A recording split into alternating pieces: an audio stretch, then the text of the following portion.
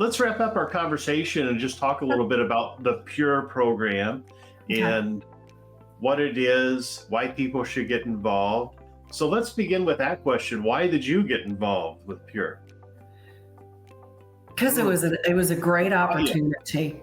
And so the timing for me, and this was funny, I was actually on vacation whenever I got I was in between jobs. So this past 2024 was a transition year for me out of working full time.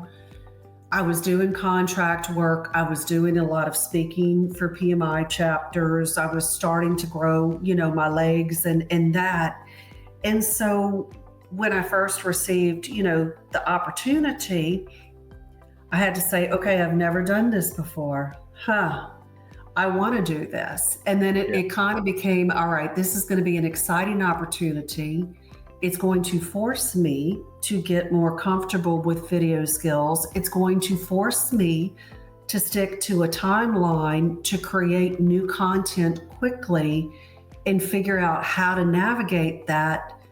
And then it's going to force me to also create something that lives, much like your motivation for doing video because you were tired of always being on a plane and not knowing where you were and not always being home.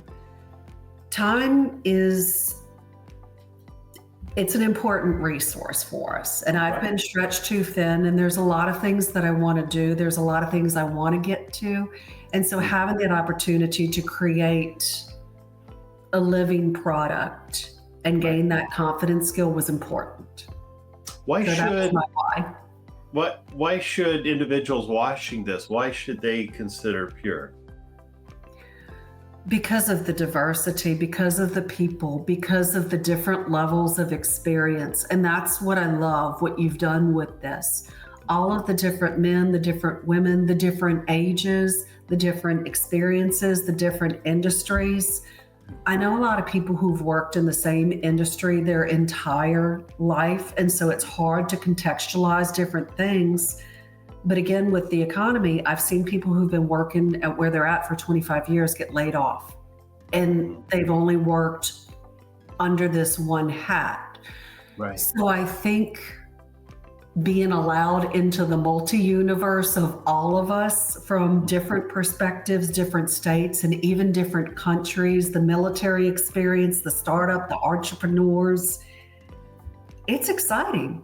It just gives them a very well-rounded education of tangible people who are on LinkedIn, who are accessible, who are doing educational things and helping others.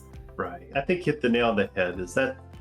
That is, to me, one of the most appealing parts of the program and why it took so long to get going. I wanted to make sure that we had a big variety of people. And like you just said, we do. We have people that are, retired that are coming back to offer their advice. And we have people that are very young in their career and everything in between. And they all have, real world advice to give. I think is the big value, where I'm not just following a prescription that we see in other credentials, that it is, how do I really do this? Like, this is how it should work.